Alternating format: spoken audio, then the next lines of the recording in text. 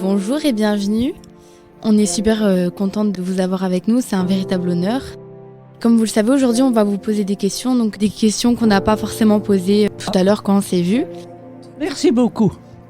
Pour commencer, on aimerait savoir le contexte, donc comment ça s'est passé pour vous quand on est venu vous chercher à votre domicile et qu'on vous a emmené, ce que vous avez ressenti. La peur. La peur. Parce que le malheur, c'est que nous savions ce qui se passait. Comme résistants, nous étions au courant. Donc je savais que je risquais d'être maltraitée, que j'allais être interrogée. Et puis, j'ai eu une vie heureuse, des parents formidables. Et quitter ses parents à 19 ans, c'est pas drôle. Être arrêté et savoir ce qui vous attend, c'est encore moins drôle. Et est-ce qu'on vous a parlé de ce qui allait vous arriver pendant le camp de concentration avant ? Ou alors vous ne saviez rien du tout de ce qui vous attendait Écoutez, quand on fait de la résistance, nous avons hébergé un condamné à mort qui s'était évadé de Brendonck. Or, à Brendonck, c'était l'endroit où on maltraitait le plus les gens. C'est reconnu pour ça, Brendonck. Nous savions ce qui se passait. Donc, je savais quand on m'a arrêté. C'est alors que j'ai eu vraiment peur. Et alors, être assis là, dans une voiture entre deux sbires nazis, c'est pas drôle. Vous avez peur, c'est pire qu'une peur bleue, quoi. Vous n'osiez même pas poser de questions. Une peur qu'on ne sait pas décrire. Vous avez déjà eu peur de vous faire battre ? Oui, bien sûr, mais j'ai eu la chance de ne pas être battue. Mais écoutez, comme nous avons été dénoncés par un traître qui travaillait avec mon frère et qu'on prenait pour un vrai résistant, ils savaient déjà tout. Mais ils ont battu mon frère. Mon frère, ça je dis, il est la chemise déchirée, ça a été horrible pour maman. Il était à Saint-Gilles, mais je ne l'ai jamais vu à Saint-Gilles. Il y avait l'aile des hommes et l'aile des femmes, et on ne se voyait pas. Bien sûr que j'ai eu peur, sachant ce qui m'attendait.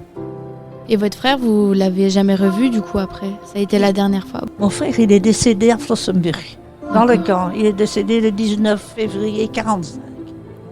Est-ce que là où vous étiez dans le camp de concentration, vous aviez quelqu'un avec qui vous avez créé plus de liens, qui vous a aidé à tenir le coup tout simplement, un peu de la solidarité féminine ?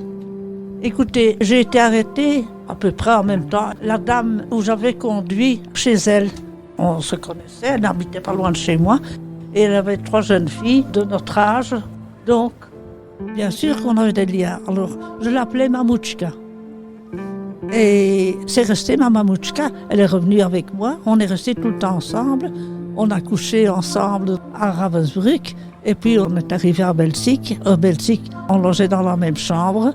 On est toujours restés ensemble. Et elle travaillait à la cuisine. Donc, Mamouchka avait toujours une ration supplémentaire. Donc, on avait une partie. Et oui, on a gardé des liens. Avec toutes mes compagnes, on se réunissait au moins une fois par an. Elles venaient de toute la Belgique, des flamandes, des francophones, des françaises. On a gardé des liens le plus longtemps possible, jusqu'au moment où tout le monde était trop âgé, évidemment. Moi, j'étais parmi les trop jeunes. Et est-ce que je peux vous demander la sanction la plus dure que vous ayez vécue selon vous durant le camp ? Le moment le plus dur. La sanction la plus dure que vous ayez vécue ? Mais moi, j'en ai pas eu des sanctions. Okay. C'est ce que j'ai dit, il faut tâcher de passer inaperçu. Je n'ai jamais mis un essuie sur moi, même un journal sur vous, vous étiez battu. Je ne l'ai jamais fait, sachant qu'on me battait. D'accord. Alors, j'ai toujours fait ce qu'il fallait, j'ai jamais pris un morceau d'épluchure de pommes de terre, ou je n'ai jamais rien fait que je ne pouvais pas. D'accord. Dans ce cas-là, quel était pour vous le moment le plus dur au camp ? Tous. Et surtout l'hiver. L'hiver, oui.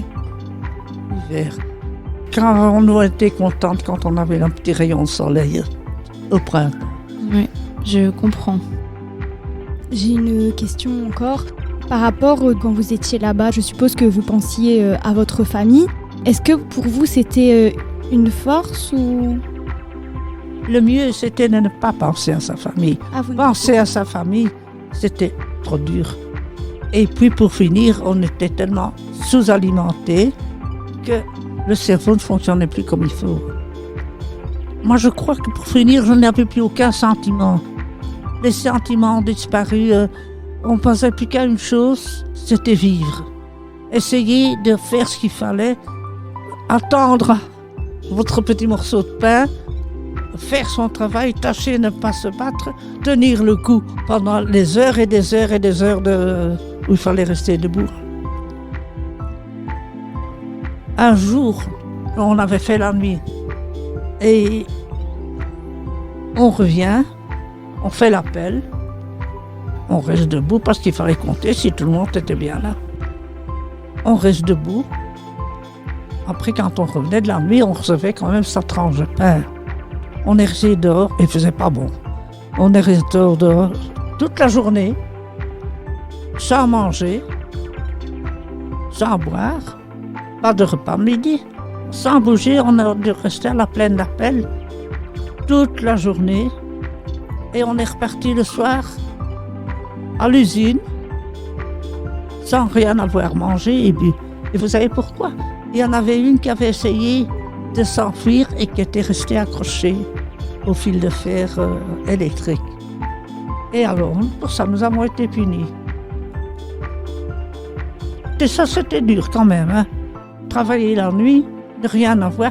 Mais la nuit, alors, la nuit d'après, on a quand même eu le midi assis par terre, toujours un petit bol d'eau chaude, avec 3 petits de rutabaga. Et à partir du moment où on vous a dit vous pouvez partir, comment ça s'est passé et comment vous l'avez vécu? Comment vous avez su que c'était le moment où vous alliez partir et être libéré? Partir pour être libéré? Oui, du camp. Ah, ben oui, mais ça, j'ai pas eu le temps de raconter. Non. On a fait la marche de la mort pendant 3 jours. Oui, ça vous l'avez. On est parti donc en rang, accompagné évidemment par les chiens et les nazis, sans manger, sans rien boire. La nuit, on est resté dormir dans un bois, jusqu'au moment où nos officiers, donc des officiers, ont rencontré un camp de prisonniers de guerre. Et ce camp de prisonniers de guerre, ils étaient déjà libérés. C'était des Français et des Belges. Ils nous ont vus arriver et se sont dirigés vers le camp, nos gardiennes, parce qu'elles étaient fatiguées et elles avaient faim. Alors elles allaient chercher à manger. Et quand les soldats qui s'étaient déjà libérés des Allemands, donc les Allemands étaient déjà partis, ils se sont mis à pleurer. Ils ne savaient pas que ça existait des camps pour femmes. Ils ne savaient pas. Et quand ils ont vu tous ces squelettes qui s'amenaient, ils ont été vraiment ébahis, tellement ils ne s'attendaient pas à ça. Alors immédiatement, donc on a dû s'asseoir parce que ces dames devaient se reposer. On s'est assis dans une prairie appartenant au camp. Et on nous a apporté des colis de la Croix-Rouge. Parce qu'eux n'avaient même plus que des colis. Les Allemands étant partis, il n'y avait pas de produits qui pouvaient encore arriver. Donc, ils nous ont apporté des colis. Et puis, on espérait rester. C'était la fin de la guerre. C'était la fin du mois d'avril. Et alors, ils voulaient nous garder. Ils ont parlementé avec nos officiers. Rien à faire. On a dû repartir. Vous pensez, nous qui avions espéré rester, on est reparti pour notre petite marche. On a marché. Et à un moment, on a vu arriver une Jeep, parce qu'ils ont gardé la Jeep des Allemands. Et ils ont parlementé. On espérait donc qu'on allait être libérés. Ils sont repartis sans nous. Une deuxième fois. Et la troisième fois, ils nous ont relâchés.